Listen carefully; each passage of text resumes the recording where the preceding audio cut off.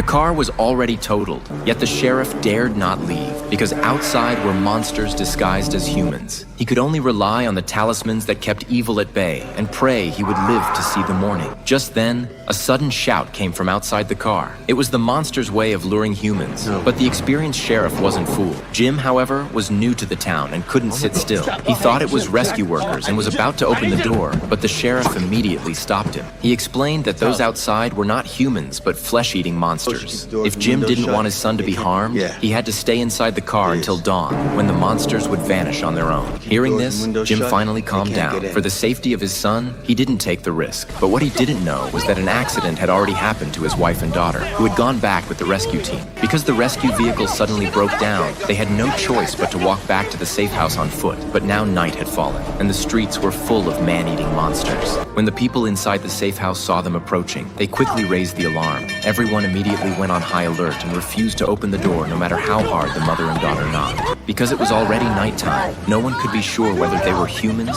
or monsters. What they didn't realize was that the real monsters had already arrived. A boy suddenly greeted Julie, calling out her name over and over. Julie's eyes went blank at once.